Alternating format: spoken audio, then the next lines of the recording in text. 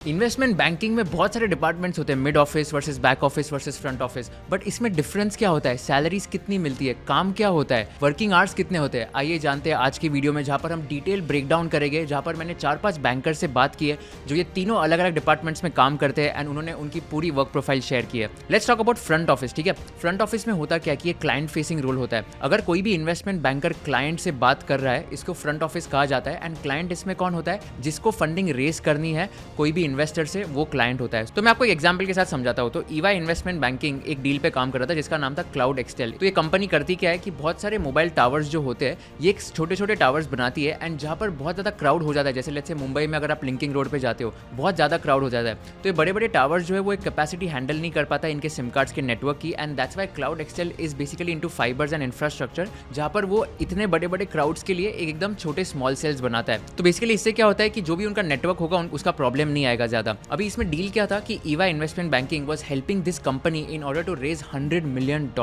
and $100 million बहुत बड़ा amount होता है, रुपीज 800 crores। एंड मैक्वायरी करके जो कंपनी है, which is an Australian asset management company, उन्होंने $100 million का चेक दिया था क्लाउड एक्सटेल को। सो EY इन्वेस्टमेंट बैंकिंग का काम क्या था कि ओके, इन्वेस्टर्स आइडेंटिफाई करो जो 800 करोड़ का चेक डाल सकते हैं, फिर पूरा ड्यू डिलीजेंस करो कंपनी का, क्लाउड एक्सटेल का, एंश्योर करो कि कोई भी फाइनेंशियल्स में फ्रॉड नहीं है, एंश्योर करो कि सारे लीगल ड्यू डिलीजेंस हो गए, सारे लॉयर से बात हो गई, सारे राइट्स के रिलेटेड बात हो गई and all of that. So EY investment banking is acting as a mediator here. तो फ्रंट ऑफिस मतलब कि अगर आप EY के IB डिपार्टमेंट में काम कर रहे हो तो आपको बेसिकली क्लाइंट के साथ यानी क्लाउड एक्सटेल के साथ इंटरैक्ट करना है, इन्वेस्टर्स के साथ इंटरैक्ट करना है, जो कि मैक्वायरी हुआ ये एग्जांपल में, एंड इंश्योर करना है कि ये ट्रांजैक्शन पूरा स्मूथली हो जाए। एंड ऑन एन एवरेज ये लोग चार्ज करेंगे 1 to 2% के आसपास, बिकॉज ये डील वैल्यू बहुत ज्यादा है, $100 million, तो इनको 1 to 2% मिलेगा, which will be in the range of $1 million to $2 million, जो 8 से 16 करोड़ रुपए होगा। अगर यही डील छोटा होता है, लेट्स से अगर ये 10 करोड़ का ट्रांजैक्शन होता है, तो 5 to 10% कमीशन भी हो सकता है, which is for a boutique investment bank, जो कि एक छोटा इन्वेस्टमेंट बैंक होता है और उसका काम होता है कि ओके, छोटे स्टार्टअप्स को हेल्प करो कि ओके वो फंड रेज करेंगे। अभी इसमें काम क्या होता है, EY के IB में जो भी काम कर रहा है उसको एंश्योर करना है कि ओके क्लाइंट्स के साथ इंटरेक्शन हो रहा है, नेगोशिएशंस हो रहे हैं, वैल्यूएशंस पे पूरे डिस्कशन हो रहे हैं, फेयर वैल्यू कितना है, कितने शेयर स्वैप होने चाहिए, कितना कैश पे करना चाहिए and all of that. Financial model ensure करना कि एकदम बराबर बना है कि नहीं। अभी इसमें क्या होगा कि जो फ्रंट ऑफिस में बैठे उनको हमेशा हेल्प लगती है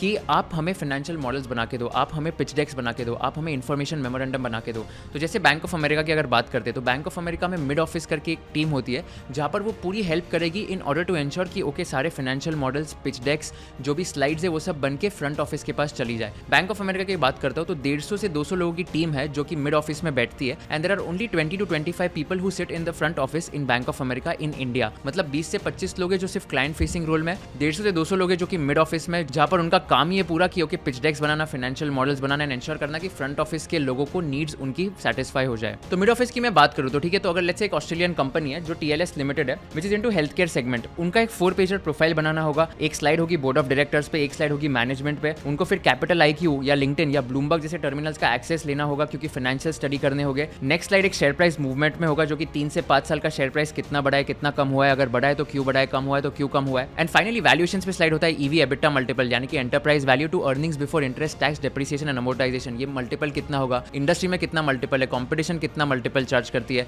एंड अकॉर्डिंगली ये डिसाइड किया जाएगा कि ओके इसका वैल्यूएशन कितना होगा। एक स्लाइड पूरा फाइनेंशियल स्टेटमेंट एनालिसिस पे होगा, जहां पर ऑल द 3 स्टेटमेंट्स जो भी है, profit and loss account, cash flow statement and balance sheet, सारे एक स्लाइड्स पे दिखाए जाएंगे, उनके प्रोजेक्शंस दिए जाएंगे एंड उनके पास जितने भी लास्ट 5 साल 10 साल के नंबर्स है वो सब भी दिए जाएंगे। एंड लास्टली क्वालिटेटिव स्लाइड होगा जहां पर वो मेंशन किया जाएगा कि ओके इतने R&D डिपार्टमेंट है, इतने साइंटिस्ट है ये कंपनी में एक्सेट्रा, जो कि एक इन्फॉर्मेशन देगा कि ओके ये कंपनी में क्वालिटेटिव एस्पेक्ट भी अच्छा है। तो मिड ऑफिस वालों का काम क्या कि ओके ये सब स्लाइड्स बनाना एंड एंश्योर करना कि फ्रंट ऑफिस वाले लोगों को दे दे, एंड देन फ्रंट ऑफिस वाले लोग इसको असेस करेंगे, क्वालिफाई करेंगे, रिव्यू करेंगे एंड फाइनली वो इन्वेस्टर को प्रेजेंट करेंगे डिपेंडिंग ऑन उनका कितना रिक्वायरमेंट है। तो पता है आपको ब्लूमबर्ग टर्मिनल में एक ANR करके एक फंक्शन होता है, एनालिस्ट रिकमेंडेशन। तो इन लोगों को क्या करना पड़ता है कि हमेशा जाके वहां पर से देखना पड़ता है कि स्टॉक रिपोर्ट्स जो है, ब्रोकर्स रिपोर्ट्स जो है, वो ये कंपनी में क्या रिव्यू दे रही है, वो बाय रेटिंग दे रही है, सेल रेटिंग दे रही है एक्सेट्रा। तो इनको एंश्योर करना पड़ता है कि वो सब भी ये स्लाइड्स में इंक्लूड किया जाएगा। तो बैंक ऑफ अमेरिका में जब मैं एक बंदे से बात करता उसने कहा कि 150 to 200 लोग रहते हैं मिड ऑफिस टीम में, उसमें से 10 CAs होते हैं सिर्फ, 30% of the batch is from IIM Indore, 20% from IIM कोइकोडे,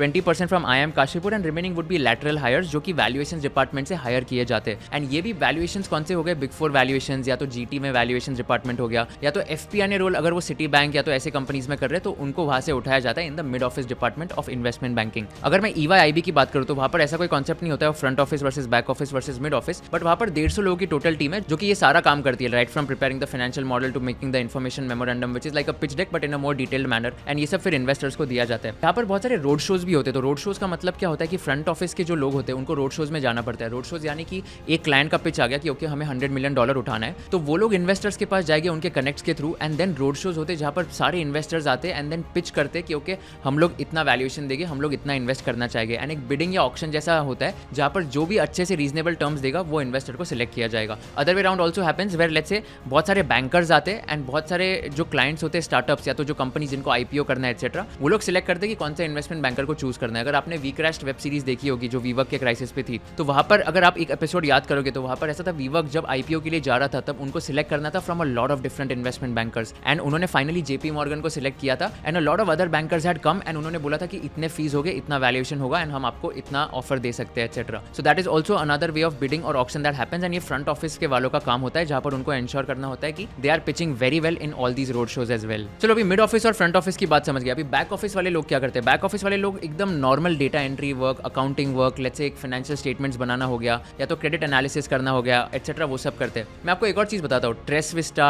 एक्सियंस, ऐसे जो कंपनीज होते हैं, बहुत सारे कंपनीज जो है इनको केपीओज या बीपीओज कहा जाता है, नॉलेज प्रोसेस आउटसोर्सिंग या बिजनेस प्रोसेस आउटसोर्सिंग। ट्रेसविस्टा का एक आर्टिकल था 2022 में वेयर इट मेंशन कि they want to hire 1000 people in India in the next 2 years itself, and ये आर्टिकल के बाद बहुत सारे लोगों को पता चला कि ओके केपीओ बीपीओ जैसा भी बहुत बड़ा फंक्शन है जहां पर बहुत सारे यूएस के क्लाइंट्स, यूएस के लोग इंडियन कंपनीज को आउटसोर्स करना चाहते हैं, उनके सारे फाइनेंशियल मॉडल्स बनाना, पिच डेक्स बनाना, इन्फॉर्मेशन मेमोरेंडम बनाना एक्सेट्रा। तो बैक ऑफिस और मिड ऑफिस ऑनेस्टली बताओ तो इतना ज्यादा फर्क नहीं होता है, बट आपको अगर बैक ऑफिस कैटेगराइज करना है तो बैक ऑफिस में एकदम मैनुअल ऑपरेशनल वर्क जो भी होगा डेटा एंट्री का वो सब आ जाएगा। मिड ऑफिस मतलब क्या कि आपको ये सब मॉडल्स बनाना है, पिच डेक्स बनाना है, एंड फ्रंट ऑफिस मतलब कि आपको कम्युनिकेशन करना है, नेगोशिएशन करना है, तो ये एकदम रफ डिफरेंस होगा। सैलरीज की बात करते हैं तो अगर आप फ्रंट ऑफिस की बात करो तो companies like let's say EY are paying in the range of 18 to 20 lakhs fixed and then bonus भी इसमें होता है। एवेंडस, एम्बिट, जेपी मॉर्गन इनकी बात करो तो एवेंडस एम्बिट का भी होगा 15 से 20 लाख के आसपास, जेपी मॉर्गन का भी इसी रेंज में होगा। अगर आप बैंक ऑफ अमेरिका की बात करो तो 35 lakhs के आसपास फिक्स्ड होता है एंड वेरिएबल भी होता है अप टू 100%। तो अगर मैं बैंक ऑफ अमेरिका की बात करूँ तो bank of America mid office में फ्रेशर को सैलरी होती है 17.5 से 18.5 लाख रुपए पर एनम, ये फिक्स्ड होता है। वेरिएबल इसमें स्लाइटली डिफरेंट होता है। फ्रंट ऑफिस में आपको बोनस मिलेगा 80 to 100%, मिड ऑफिस में बोनस का कॉन्सेप्ट नहीं होता है। मिड ऑफिस में इनको restricted share units of Bank of America दिए जाते हैं which are valued around ₹2 to ₹3 lakhs, and ये स्टॉक यूनिट्स होते हैं which you can exercise let's say after 3 years अगर आप 3 साल रहते हो ऑर्गेनाइजेशन में। अगर मैं बैक ऑफिस की बात करूँ तो salary would be in the range of 10 to 12 lakhs per annum, और इसमें भी बोनस का कोई कॉन्सेप्ट नहीं होगा बिकॉज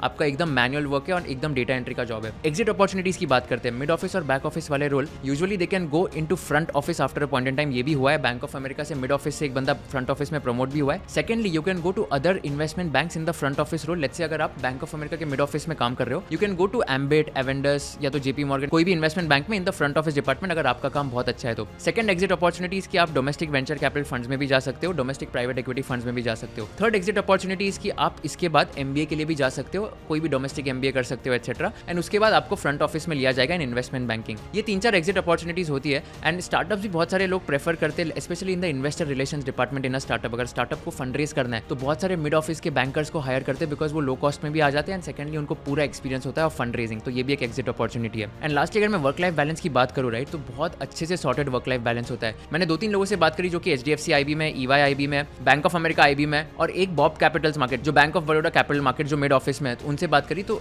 समझ में आया कि मिड ऑफिस में वर्किंग आवर्स बहुत नॉर्मल होते हैं, 10 to 12 आवर्स पर डे होगा। नॉर्मल के हिसाब से मतलब मैं इन्वेस्टमेंट बैंकिंग के हिसाब से नॉर्मल बोल रहा हूँ बिकॉज इन्वेस्टमेंट बैंकिंग में 14-15 घंटे पर डे भी होता है, but best part is that all weekends are off for mid office and back office people. तो इसमें क्या होता है कि सैटरडे संडे आपको बिल्कुल काम नहीं करना पड़ेगा, आपको डायरेक्ट फ्राइडे के बाद मंडे को ही काम करना है, which is not true with front office roles because the pressure is very high in front office as compare to back office and mid office. अगर मैं बात करूँ तो बैंक ऑफ अमेरिका में हर साल 15 लोग हायर होते हैं in the mid office, 10 would be from campus placements and 5 would be from lateral hires. Lateral hires मतलब क्या कि कोई एक बंदा ऑलरेडी कंपनी में काम कर रहा है 2 साल 3 साल एंड उसको मैंने सिलेक्ट कर लिया है बैंक ऑफ अमेरिका में, तो उसको लैटरल हायर बोला जाता है। सेम नंबर EY IB में भी, EY IB में 150 लोग हैं ऑन एन एवरेज, 10% एट्रिशन मान लो आप, 15 लोग हायर होते हैं एवरी ईयर। अगर मैं bank of Baroda capital markets team की बात करूँ तो वहाँ पर सिर्फ 9 लोग हैं in the investment banking team because ये नया इन्वेस्टमेंट बैंक है। एंड बहुत सारे अगर आप बैंक्स देखोगे, HDFC bank, ICICI bank, Kotak bank, सबने इन्वेस्टमेंट बैंकिंग टीम उनका लॉन्च कर दिया है। एंड सबने इन्वेस्टमेंट बैंकिंग टीम लॉन्च किया बिकॉज उनको पता है कि कोई भी कंपनी अगर IPO के लिए जाती है एक्सेट्रा, उनको फंडिंग चाहिए, तो वो उनके इन्वेस्टर्स के साथ बहुत अच्छे कनेक्ट है एंड वो लोग कनेक्ट करवा पाएंगे विद द रेलेवेंट इन्वेस्टर्स। अगर मैं डोमेस्टिक इन्वेस्टमेंट बैंकिंग में बात करूँ तो Kotak IB is the leading one जहाँ पर बहुत सारे डील्स उनके पास आए, and then HDFC, ICICI securities वगैरह ये सब आते हैं।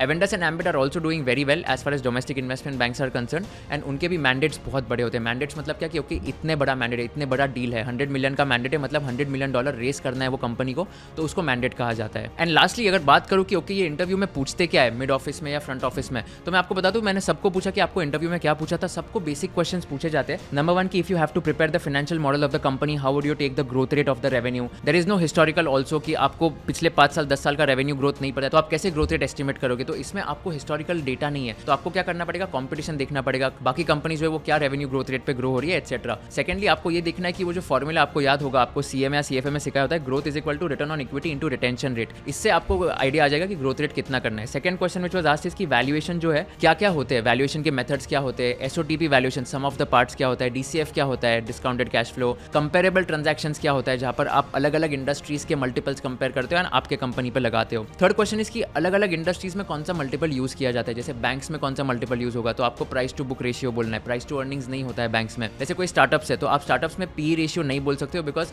अर्निंग्स तो होते ही नहीं, हमेशा स्टार्टअप्स लॉस मेकिंग होते, तो आपको प्राइस टू रेवेन्यू बोलना होगा, बिकॉज रेवेन्यू का मल्टीपल होता है स्टार्टअप्स के वैल्यूएशंस में। अगर आप लेट्स से मैन्युफैक्चरिंग कंपनी या सीमेंट कंपनी या कोई भी ऐसे कंपनीज का इवैल्यूएट कर रहे हो, तो आपको ईवी एबिटा बोलना होगा, बिकॉज इनका enterprise value to EBITDA multiple is the most relevant one as compare to earnings और रेवेन्यू मल्टीपल। तो ऐसे आपको हर एक इंडस्ट्री के मल्टीपल्स एनालाइज करने होंगे एंड रीजनिंग देना होगा कि वाई इन दिस इंडस्ट्री ये मल्टीपल चलता है। And last question which was asked to them was, do you think you are more of a technical person or you are a person who can get the things done. तो ये behavioural round भी होता है, जहां पर वो test करना चाहते हैं कि आपको चीजें करना आती है या तो आप सिर्फ एक टेक्निकली स्मार्ट बंदे हो। मैं आपको बता दूं, ये जो टेक्निकल चीज है ना, फाइनेंशियल मॉडल, एक्सेल, आप कोई भी कोर्स करके आप सीख जाओगे, बट जो सॉफ्ट स्किल्स है, कम्युनिकेशन स्किल्स है, या तो getting the things done, entrepreneurial जो माइंडसेट होता है, वो आप नहीं सीख पाओगे। इनफैक्ट आपको अगर advanced Excel, Microsoft Excel, financial modelling ये सब सीखना है, तो हमने केगर पे इसके सारे कोर्सेज लॉन्च कर दिए and these courses are taught by faculties who have already taught at IIM Ahmedabad, IIM Bangalore, ISB Hyderabad, etc. and they have immense knowledge in the amount of work that they do. You can check on the link in the description box for all the courses related to financial modeling, Excel, advanced Excel, AI for finance जो हमने केगर platform पे launch किया,